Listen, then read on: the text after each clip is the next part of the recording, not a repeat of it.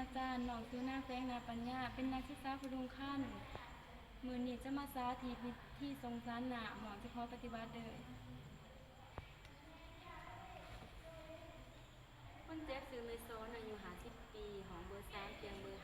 5บ้านอุทุมพรเมืองสุขมาแข็งจำปาสักคนเจ็บมีอาการเจ็บท้องหากและทายเดือดจุดประสงค์แมนทรงหนาอยากให้คนเจ็บเพื่อทดแทนน้ำในร่างกายของคนเจ็บปริมาณ500 มิลลิลิตรให้เบิดภายใน8 ชั่วโมง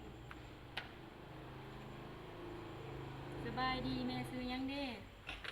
แม่ชื่อซอน อายุจักปีอายุ50 ปี อยู่บ้านได้เด้บ้านอุทุมพรเมืองสุขุมาแกงเต็มประสาทโดยดูมีชื่อว่า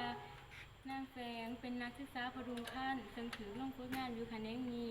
มื้อนี้ลูกจะมาส่งสารน้ำให้แม่เพื่อให้อาการถอกท้องของแม่หันทุเลาลงและอาการเมื่อยของแม่หันดีขึ้นขอให้แม่ความร่วมมือนำลูกแน่เด้อเลยแม่มียาบ่เด้มีอยู่หัวเตียงโดยดูขออนุญาตเด้ออีกประมาณ15 นาทีลูกจะเข้ามาใหม่และในระหว่างที่ลูกเยี่ยมยาแม่สามารถไปทายนัดทายเว้าหรืออนามัยห่างไกลก่อนก็ได้ลูกขออนุญาตก่อนขอให้แม่เตรียมความพร้อมท่าเด้อ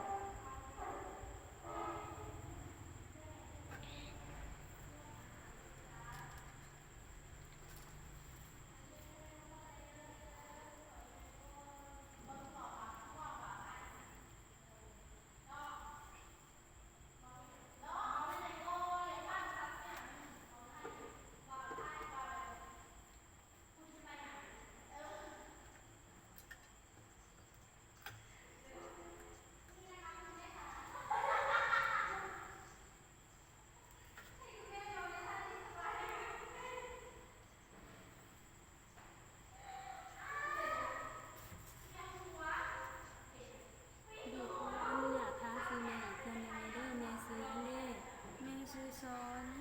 โดยถูกจะปฏิบัติได้เด้อขอให้แม่ข้อมูลนั้นดูแลขอให้พี่น้องคนเจ็บไปรอถ่ายอยู่ของน้องคนเด้อ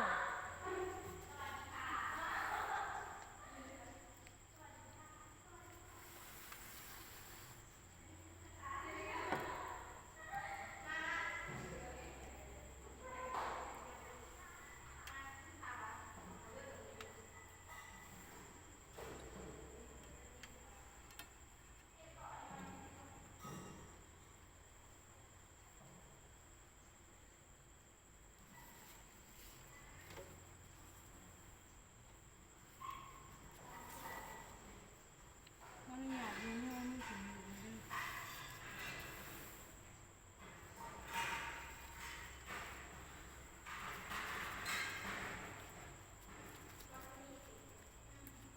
กลับมือเลยได้ไหมเด้อ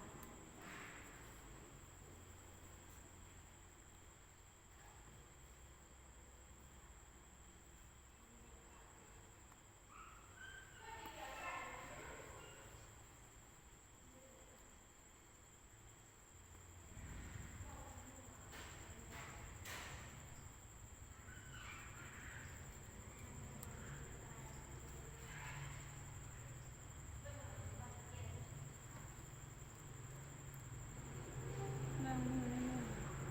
มือขึ้นหัว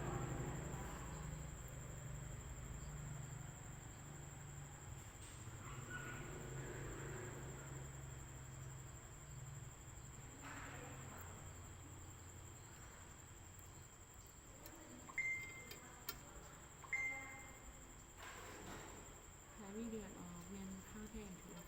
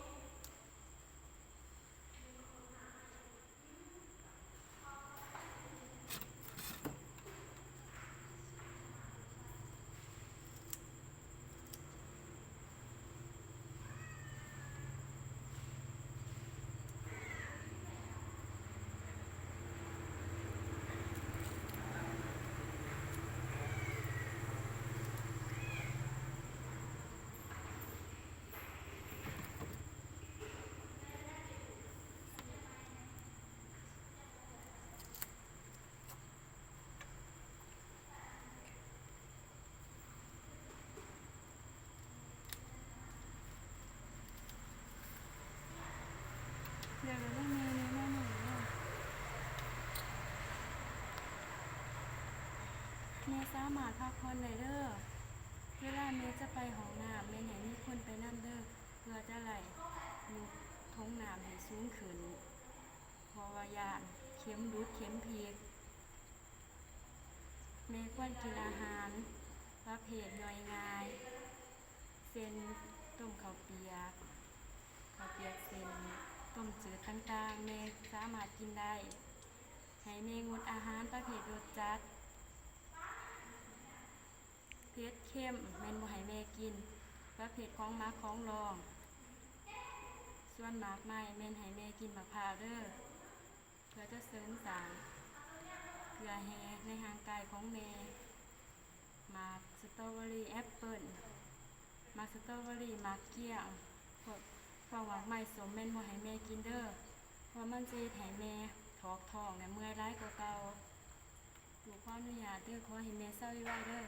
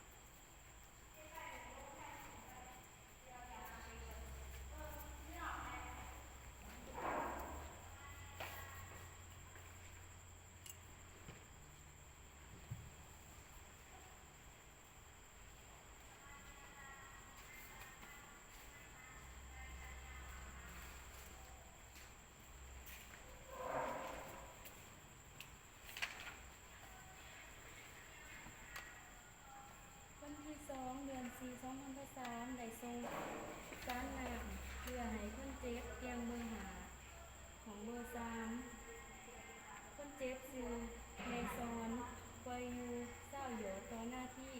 คนเจ็บบ่มีอาการถ่ายเที่ยงในการติดตามอาการยังคงสารน้ำนิวา